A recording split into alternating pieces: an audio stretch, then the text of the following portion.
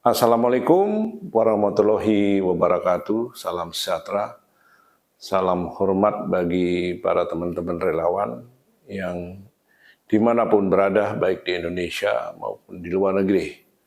Kita ada sedikit bercerita tentang apa sih relawan itu.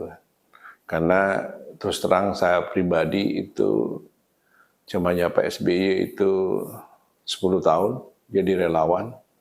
Habis itu di zaman Pak Jokowi juga 10 tahun. Ya, kita ini istilahnya pejuang, ya, rela berkorban, ya waktu, habis itu ya uang, habis itu strategi. Ya. Karena salah satu indikator relawan ini bagaimana partai di sini yang tidak bisa di-cover oleh partai adalah relawan yang menjalankan. Ya, tentunya untuk bekerja itu tidak bisa dengan tangan kosong, ya, tidak bisa dengan cuma cuap-cuap bicara, ya. Apalagi kalau udah hatinya klik dengan menjadi relawan, semua pasti dia kerjakan bagaimana target itu memenangkan pasangannya. Misalnya seperti halnya dari era Pak SBY, ya, karena saya melihat relawan ini di era Pak SBY. Yang kedua udah mulai muncul. Kalau yang waktu pertama Pak SBY dengan Pak JK itu belum ada yang namanya relawan. Ya pokoknya tim sukses. Tapi di era Pak SBY yang kedua ya dengan Pak Budi ya, itu relawan udah mulai muncul. Yang dulu saya tangani namanya Pemuda Demokrat Indonesia Bersatu, yaitu kebetulan dulu dipimpin oleh Pak Abun ya dari Samarinda ya. Dan tugas saya waktu itu banyak di Indonesia Timur dari Surabaya, Bali, terus sampai Kupang ya. Itu targetnya bagaimana bisa mengguiden bahwa PSB ini bisa memimpin kedua kali ya. Tentunya hal-hal itu yang harus kita terangkan kepada masyarakat. Dulunya strategi kita bahwa Pak SBY itu ganteng, ya Pak SBY itu adalah pintar. Ya, itu kalau sidang kabinet Pak SBY itu tidak buka buku lagi, tidak membawa buku, ya, dia baca semua apa yang akan dibicarakan di sidang kabinet. Pak SBY itu pelajarin sampai detail. Makanya waktu sidang kabinet apapun, pertanggungjawabannya Pak SBY udah memahami. Ya. Itulah kelebihan Pak SBY. Terus Pak SBY itu kalau udah membaca semua, itu saya ingat itu Pak SBY cuma makan pop mie aja. Makan pop mie, itulah kelebihannya Pak SBY. Ya. Tapi yang lain-lain saya tidak bisa terangkan secara detail. Bagaimana Pak SBY itu makanya di periode kedua seperti halnya Pak Jokowi menang telak ya. Karena kita bawa Pak Jokowi itu Pak SBY itu seperti hal yang saya ceritakan ya. Akhirnya tetapi dalam selesainya Pak SBY tidak membawa estafet ya. Siapa yang setelah Pak SBY ini selesai, siapa yang akan diestafetkan Pak SBY? Itu yang tidak terjadi. Tentunya dari Solo, ya dari Solo seorang tukang kayu, ya dari Solo jadi wali kota, pindah ke Jakarta, ya mungkin di Solo dulu sama Pak Rudi ya. Ya saya ada yang cerita itu mantan Gubernur Sragen pernah diskusi ya bagaimana antara Pak Rudi sama Pak Jokowi ini bisa dibawa ke Jakarta. Ternyata Pak Jokowi yang dibawa ke Jakarta untuk mengikuti Pilgub DKI. Ya. Dari situlah timbul dari relawan yang ada di Solo pindah ke Jakarta, terbentuklah relawan-relawan. Ya. Relawan ya, termasuk yang saya kenal Mas Budi Ari, terus Prof Paiman, ya disitulah kebentuk akhirnya keluarlah di sisi saya ya di periode kedua baru berjalan relawan itu sangat kuat ya yaitu namanya sedulur Jokowi ya. Sedulur Jokowi kebetulan saya kenal baik dengan Propaiman, sekarang jadi wamen desa ya. Kebetulan saya di bendahara umum, teman-teman ya. Bendahara umum ya saya kerjain karena saya udah pernah kerjain tentang relawan. Jadi nggak disuruh pun saya udah tahu apa yang harus dikerjakan sebagai relawan. Tentunya ya pasti ya, karena saya bendahara tentunya harus menyiapkan hal itu ya.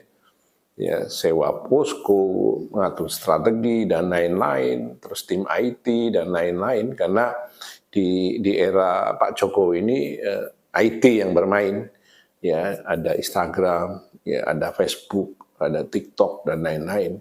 Kalau di era Pak SBY dulu cuma Facebook aja ya, tapi kan belum menjarah semua pelosok ya. Sekarang kan udah ada HP Android ya yang bisa bekerja bagaimana untuk meyakinkan pasangan ini itu. Jadi selama perjalanan di Sedulur Jokowi, saya sebagai bendahara umumnya, Pak Ketum saya Propaiman sebagai ketua dan Pak Sekjen ada Mas Bambang ya. Banyak manfaatnya di era Sedulur Jokowi yang sekarang udah bisa jadi tokoh ya, bisa mengayomilah kepada teman-teman. Tapi tidak semua teman itu puas hati, itu biasa namanya relawan. Ya, akhirnya dengan kesibukan Propaiman udah di situ ya. Sedulur Jokowi tetap berjalan, akhirnya kita menelurkan namanya Sedulur Kaisang Jokowi ya. Kebetulan saya ketuanya ya sama Pak Ketut ya. Pak Ketut terus sama sahabat saya Sambas ya. Bang Khairil membentuklah itu ya. Perjalanan waktu terus berjalan. Tapi di era Sedulur Jokowi itu pas hari raya itu kita jalan, saya bawa bus 1, saya bawa mobil ambil 7, saya bawa sepeda, bawa handphone, diskusi sama masyarakat sampai Dompu, sampai Sumbawa, ya, sampai Bali seluruhnya, sampai Jawa dan sekitarnya, ya, terjadi tsunami di Lombok, ya. Terus terjadi banjir di Banyuwangi, kita turun ke lapangan, diskusi bagaimana bisa memenangkan Pak Jokowi. Ya. Ternyata Pak Jokowi di periode kedua itu masyarakat sangat sayang.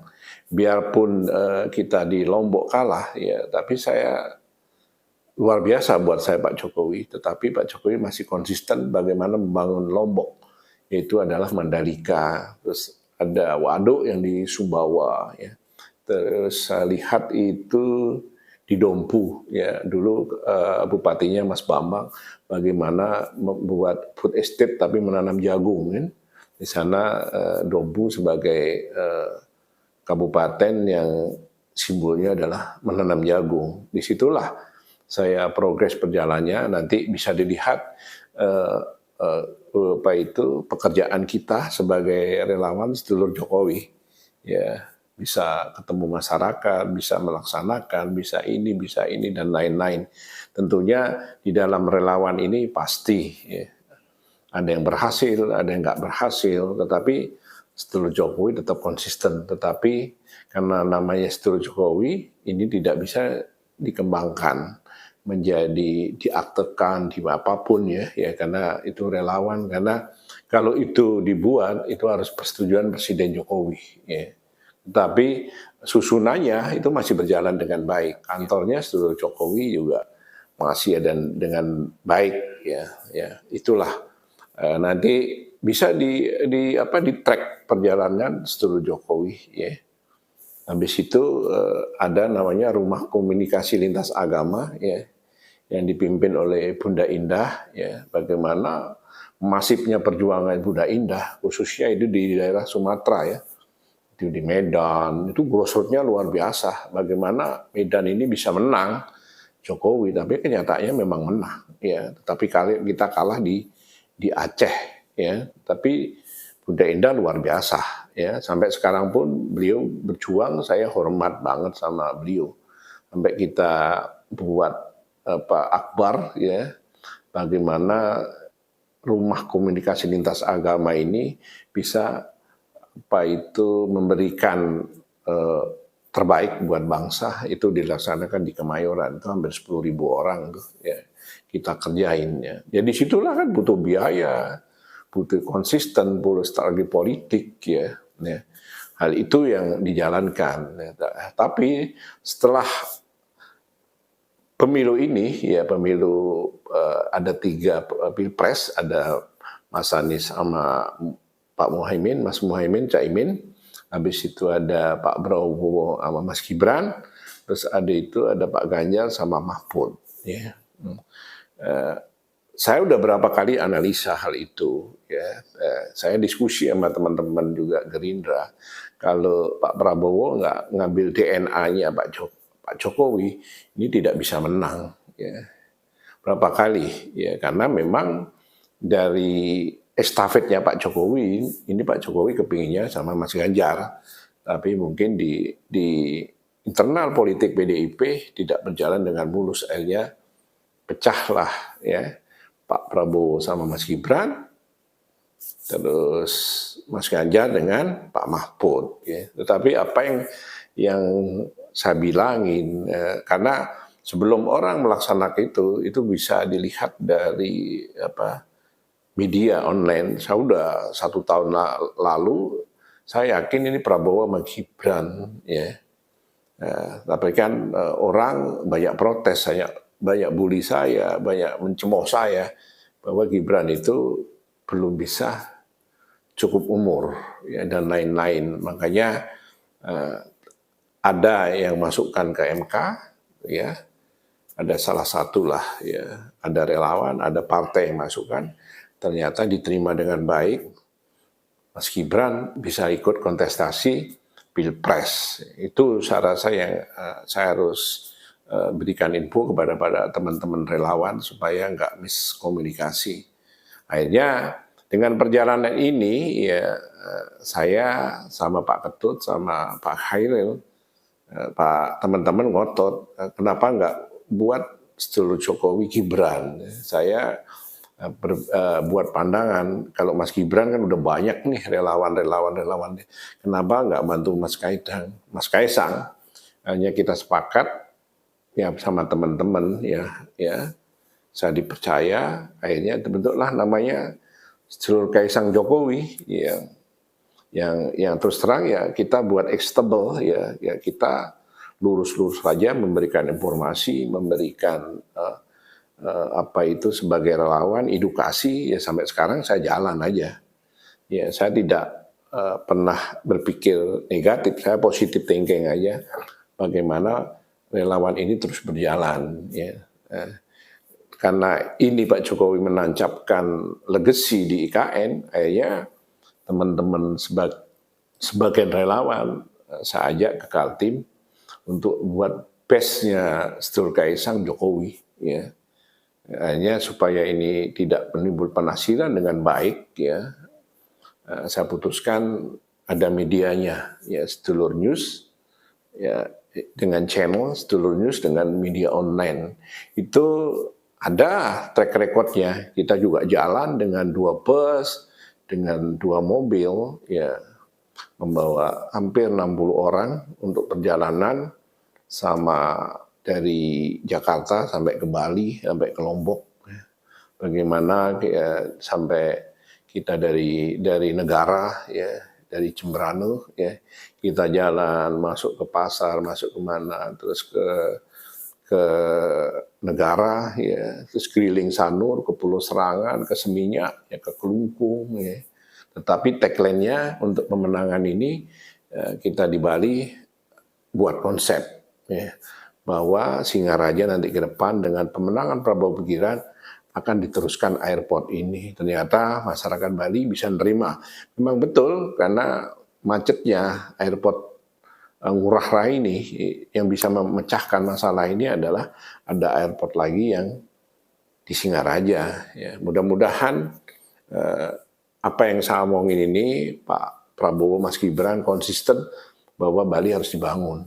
Itu nggak mudah karena Bali itu adalah basisnya PDIP.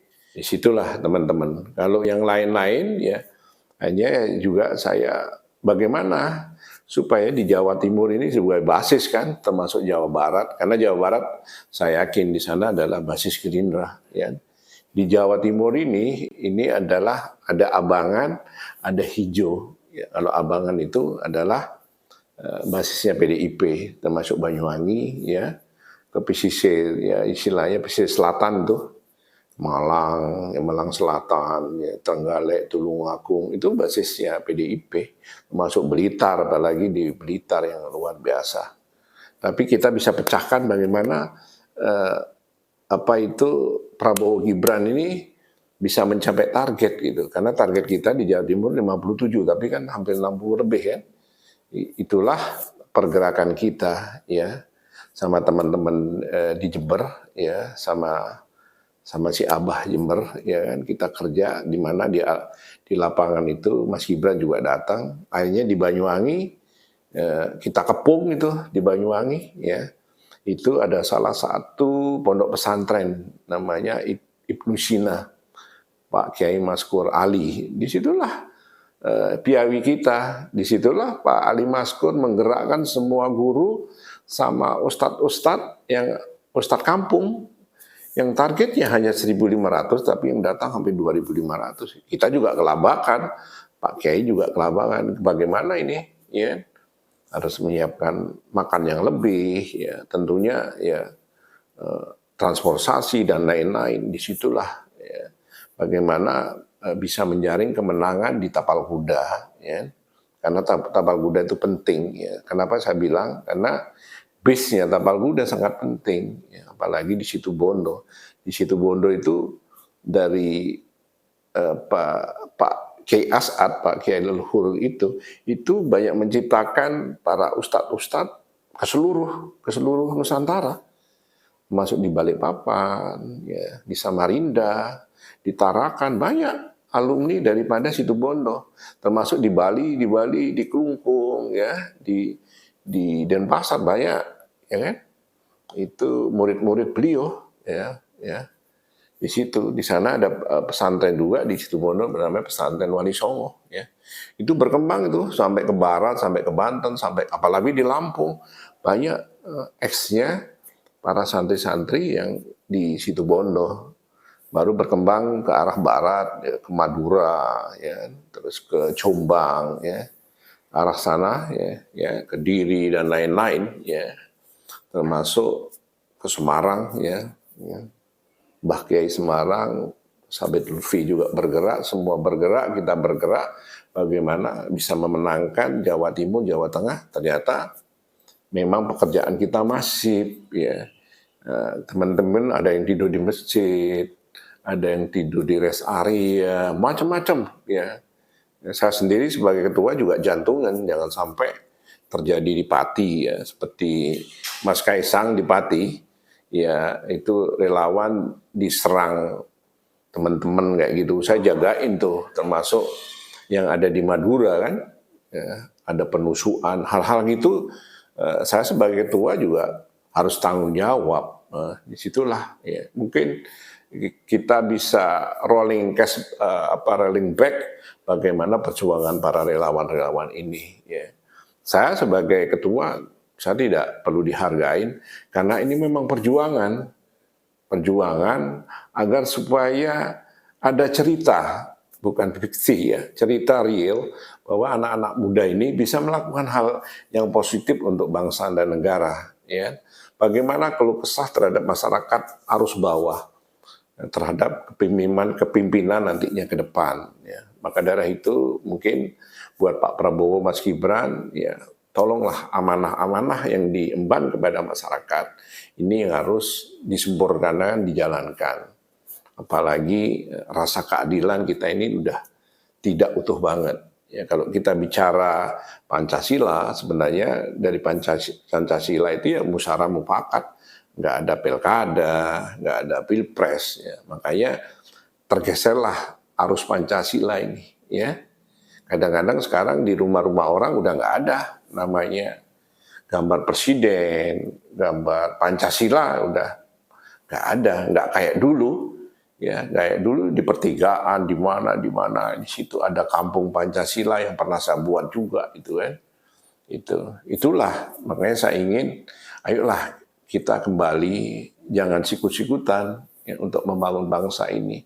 Apalagi Pak Jokowi udah menancapkan ya sebagai negara industrialisasi ya, ya sebagai negara modern ya, Pak Jokowi udah buat lompatan begitu jauh.